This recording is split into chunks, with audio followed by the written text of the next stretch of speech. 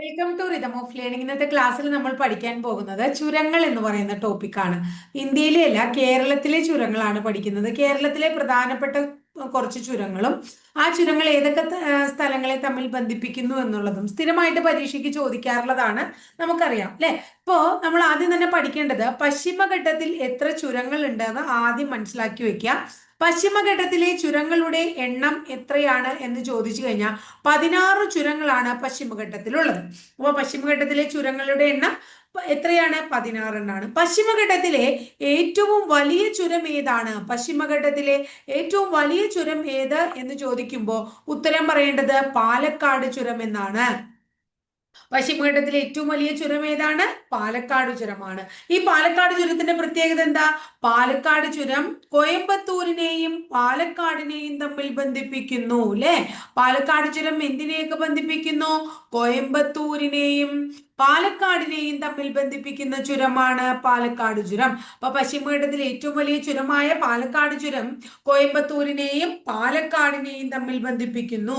കോയമ്പത്തൂരിനെയും പാലക്കാടിനെയും തമ്മിൽ ബന്ധിപ്പിക്കുന്നു. ഇനി നീലഗിരി കുന്നുകൾക്കും ആനമലയ്ക്കും ഇടയിൽ സ്ഥിതി ചെയ്യുന്നു. ഏതിനൊക്കെ ഇടയിൽ സ്ഥിതി ചെയ്യുന്നു? നീലഗിരി കുന്നുകൾക്കും. അപ്പോ നീലഗിരി കുന്നുകൾക്കും ആനമലയ്ക്കും ഇടയിൽ സ്ഥിതി ചെയ്യുന്നു പാലക്കാട് ചുരം. അടുത്തത്, പാലക്കാട് ചുരത്തിലൂടെ കടന്നു പോകുന്ന പ്രധാനപ്പെട്ട ദേശീയ പാതയാണ് NH 544, NH 544. ഇപ്പൊ അതിന്റെ പേര് മാറ്റി. ഇപ്പോ പഴയ പേരെന്തായിരുന്നു? NH 47 അല്ലെ. പഴയ പേര് NH 47 ആയിരുന്നു. പേര് മാറ്റിയിട്ടാണ് NH 544 എന്നറിയപ്പെടുന്നത്. ഇനി അടുത്തത്, അപ്പൊ NH 544 കടന്നു പോകുന്നത് പാലക്കാട് ചുരത്തിലൂടെയാണ്. കേരളത്തിൽ നിന്ന്, ഇത് നമ്മള് കാലാവസ്ഥ പഠിച്ചപ്പോ പഠിച്ചിട്ടുണ്ട്. കേരളത്തിൽ നിന്ന് തെക്ക് പടിഞ്ഞാറൻ മൺസൂണിനെ അല്ലെ, കേരളത്തിൽ നിന്ന് തെക്ക് പടിഞ്ഞാറൻ മൺസൂണിനെ എങ്ങോട്ട് കടത്തിവിടുന്നു? തമിഴ്നാട്ടിലേക്കും അല്ലെ. തമിഴ്നാട്ടിൽ നിന്നുള്ള ഉഷ്ണക്കാറ്റിനെ കേരളത്തിലേക്കും കടത്തിവിടുന്നത് ഏതാണ്? പാലക്കാട് ചുരമാണ്. പാലക്കാട് ചുരത്തിലൂടെ ഒഴുകുന്ന നദിയാണ് ഏത്? ഭാരതപ്പുഴ. ഏതാണ്? ഭാരതപ്പുഴ. അപ്പൊ പാലക്കാട് ചുരം, ഏറ്റവും വലിയ ചുരമായിട്ടുള്ള പാലക്കാട് ചുരത്തെ കുറിച്ചാണ് നമ്മൾ പഠിച്ചത്. പശ്ചിമഘട്ടത്തിലെ ചുരങ്ങളുടെ എണ്ണം 16. പശ്ചിമഘട്ടത്തിലെ ഏറ്റവും വലിയ ചുരം എന്നറിയപ്പെടുന്ന പാലക്കാട് ചുരമാണ്. പാലക്കാട് ചുരം പാലക്കാടിനെയും കോയമ്പത്തൂരിനെയും തമ്മിൽ ബന്ധിപ്പിക്കുന്നു. പാലക്കാട് ചുരത്തിലൂടെ NH 544 എന്ന് പറയുന്ന ദേശീയപാത കടന്നുപോകുന്നു. നീലഗിരി കുന്നുകൾക്കും ആനമലയ്ക്കും ഇടയിൽ സ്ഥിതി ചെയ്യുന്ന ചുരമാണ് പാലക്കാട് ചുരം. പാലക്കാട് ചുരത്തിന്റെ പ്രത്യേകത, കേരളത്തിൽ നിന്ന് തെക്ക് പടിഞ്ഞാറൻ മൺസൂണിനെ തമിഴ്നാട്ടിലേക്കും തമിഴ്നാട്ടിൽ നിന്ന് ഉഷ്ണക്കാറ്റിനെ കേരളത്തിലേക്കും കടത്തിവിടുന്നു. അതുപോലെ തന്നെ പാലക്കാട് ചുരത്തിലൂടെ ഒഴുകുന്ന നദിയാണ് ഭാരതപ്പുഴ. ക്ലിയർ ആയില്ലേ? ഇനി നമ്മൾ ഏറ്റവും കൂടുതൽ കേട്ടിട്ടുള്ള ഒരു ചുരമാണ്, അല്ലെങ്കിൽ വളരെ പ്രധാനപ്പെട്ട ഒരു ചുരം തന്നെയാണ് താമരശ്ശേരി ചുരം അല്ലെ. ഒന്നില്ലെങ്കിലും നമ്മള് എന്താണ് സിനിമയില് അല്ലെ പപ്പു പറയണെങ്കിലും കേട്ടിട്ടുണ്ട് താമരശ്ശേരി ചുരം അല്ലെ. അപ്പൊ താമരശ്ശേരി ചുരത്തിന്റെ പ്രത്യേകത, താമരശ്ശേരി ചുരം തന്നെയാണ് വയനാട് ചുരം എന്ന പേരിലും നമ്മൾ അറിയപ്പെടുന്നത്. അപ്പോ വയനാട് ചുരം അല്ലെങ്കിൽ താമരശ്ശേരി ചുരം എന്നൊക്കെ അറിയപ്പെടുന്ന ഈ ചുരം സ്ഥിതി ചെയ്യുന്നത് കോഴിക്കോട് ജില്ലയിലാണ്. അപ്പൊ താമരശ്ശേരി ചുരം, വയനാട് ചുരം എന്നൊക്കെ പറയുന്ന ഈ ചുരം സ്ഥിതി ചെയ്യുന്നത് കോഴിക്കോട് ജില്ലയിലാണ്.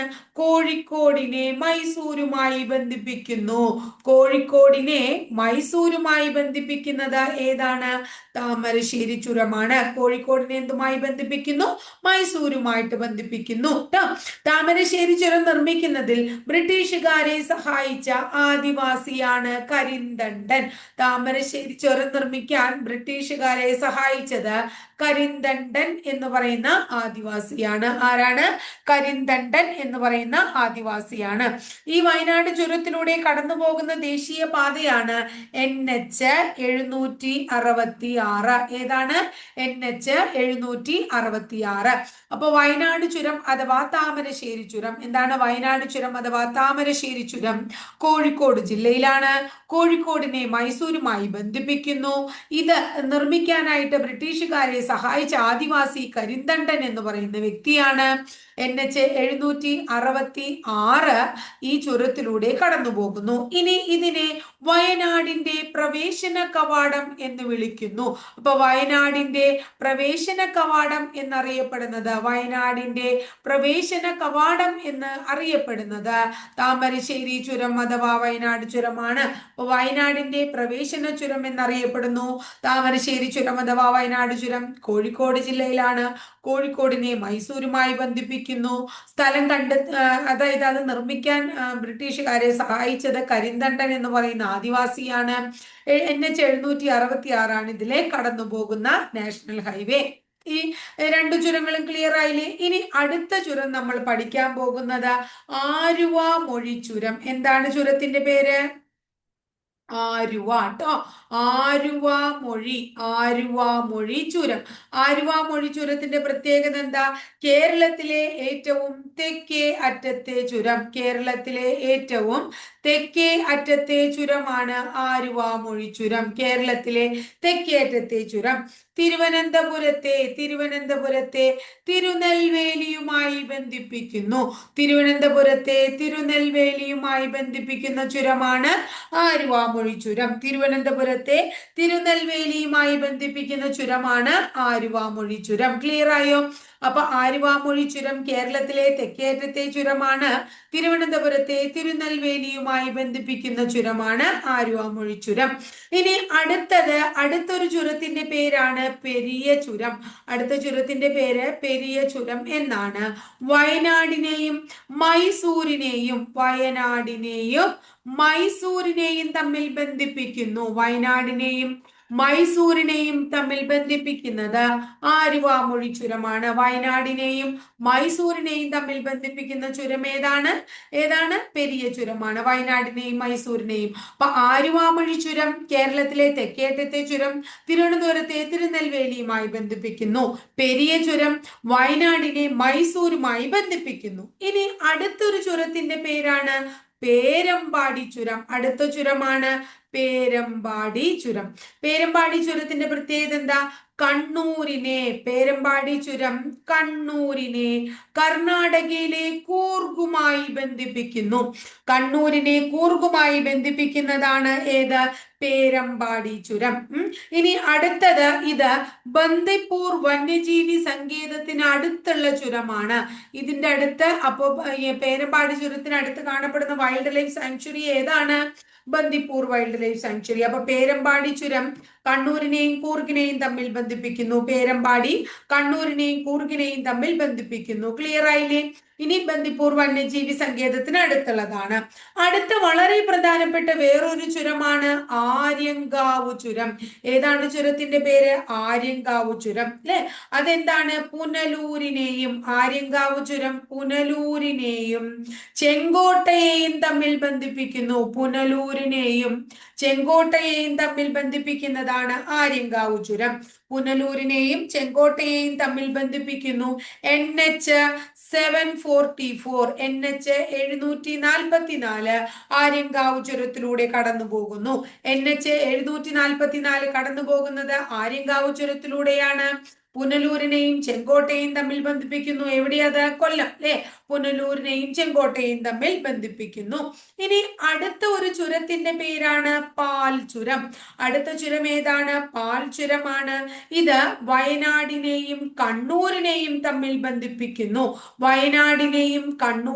തമ്മിൽ ബന്ധിപ്പിക്കുന്ന ചുരമാണ് ഏതെന്ന് പറയുന്നത്? പാൽ ചുരം. വയനാടിനെയും കണ്ണൂരിനെയും തമ്മിൽ ബന്ധിപ്പിക്കുന്നതാണ് ഏത്? പാൽ ചുരം എന്ന് പറയുന്നത്. ഇനി അടുത്ത നമുക്ക് പഠിക്കാനുള്ളത് ബോഡിനായ്ക്കന്നൂർ ചുരം. ഏതാണ്? ബോഡിനായ്ക്കന്നൂർ ചുരത്തിന്റെ പ്രത്യേകത എന്താ? പഠിക്കുവോ? ബോഡിനായ്ക്കന്നൂർ ചുരം ഇടുക്കിയെയും മധുരയെയും തമ്മിൽ ബന്ധിപ്പിക്കുന്നു. അപ്പൊ ഇടുക്കിയെയും മധുരയെയും തമ്മിൽ ബന്ധിപ്പിക്കുന്നു ബോഡിനായ്ക്കന്നൂർ. NH 85 ഇതിൽ കൂടെ കടന്നു പോകുന്നു. ബോഡിനായ്ക്കന്നൂർ ചുരത്തിലൂടെ കടന്നു പോകുന്നു. NH 85 അല്ലെ? നാഷണൽ ഹൈവേ 85 ബോഡിനായ്ക്കന്നൂർ ഇടുക്കിയെയും മധുരയെയും തമ്മിൽ ബന്ധിപ്പിക്കുന്നു. അപ്പൊ ഇത്രയും ചുരങ്ങളാണ് നമുക്ക് പഠിക്കാനുള്ള ചുരങ്ങൾ. അപ്പൊ ഇതൊന്നും കൂടെ നമുക്ക് പഠിക്കാം. ആലുവാമൊഴി ചുരം കേരളത്തിലെ തെക്കേയറ്റത്തെ ചുരമാണ്. തിരുവനന്തപുരത്തെ തിരുനെൽവേലിയുമായിട്ട് ബന്ധിപ്പിക്കുന്നു. പെരിയ ചുരം വയനാടിനെ മൈസൂരുമായി ബന്ധിപ്പിക്കുന്ന ചുരമാണ്. പേരമ്പാടി ചുരം കണ്ണൂരിനെ കൂർഗുമായി ബന്ധിപ്പിക്കുന്നു. കൂർഗ് കർണാടകയിലാണ്. ഇനി ബന്ദിപ്പൂർ വൈൽഡ് ലൈഫ് സാങ്ച്വറിക്ക് അടുത്ത് സ്ഥിതി ചെയ്യുന്ന ചുരമാണ് പേരമ്പാടി ചുരം. ആര്യങ്കാവ് ചുരമോ കൊല്ലം ജില്ല അല്ലെ, പുനലൂരിനെ ചെങ്കോട്ടയുമായി ബന്ധിപ്പിക്കുന്നു. NH 744 ആര്യങ്കാവ് ചുരത്തിലൂടെ കടന്നു പോകുന്നു. ഇനി പാൽ ചുരം വയനാടിനെ കണ്ണൂരുമായി ബന്ധിപ്പിക്കുന്നതാണ്. ഏത് പാൽ ചുരം എന്ന് പറയുന്നത്? അടുത്തത് എന്താണ്? ബോഡി നായ്ക്കന്നൂർ ചുരമാണ്. ബോഡി നായ്ക്കന്നൂർ ചുരം ഇടുക്കിയെ മധുരയുമായി ബന്ധിപ്പിക്കുന്നു. NH 85 ഇതിൽ കൂടെ കടന്നു പോകുന്നു. ക്ലിയർ ആയോ? ഇത്രയ്ക്ക് പഠിച്ചാൽ മതി. ഇന്നത്തെ ക്ലാസ്സിൽ നമ്മൾ 54 ദിവസമായി, നമുക്കിനി വളരെ ലിമിറ്റഡ് ആയിട്ടുള്ള ക്ലാസ്സുകൾ, വളരെ കുറച്ചുള്ള പഠിക്കാനുള്ളൂ. അപ്പൊ അത് ഭംഗിയായിട്ട് നന്നായിട്ട് ഓരോ ദിവസവും ഇത്രീശ പഠിച്ചു പോയി നിങ്ങൾക്ക് ഭംഗിയായിട്ട് എന്താ പറയാ നല്ല മാർക്കോടുകൂടി പാസ്സാവാൻ സാധിക്കും. ടീച്ചർ കൃത്യമായിട്ടുള്ള ഒരു ടൈം ടേബിൾ ക്രിയേറ്റ് ചെയ്തിട്ടാണ് നിങ്ങളെ 100 ദിവസത്തേക്ക് എത്തിക്കണത്. നിങ്ങൾ ധൈര്യമായിട്ട് ഇരുന്നോളൂ. എങ്ങനെയായാലും നമ്മളത് നേടിയെടുക്കുക തന്നെ ചെയ്യും. പക്ഷെ പഠിപ്പിക്കുന്ന ടോപ്പിക്ക് കൃത്യമായിട്ട് നിങ്ങൾ ഫോളോ ചെയ്യാനായിട്ട് ശ്രമിക്കണം കേട്ടോ. അപ്പൊ ഇത്രയേ ഉള്ളൂ ഇന്നത്തെ ക്ലാസ്സിൽ. അടുത്ത ദിവസം മറ്റൊരു ടോപ്പിക്കുമായി നമുക്ക് വീണ്ടും കാണാം കേട്ടോ.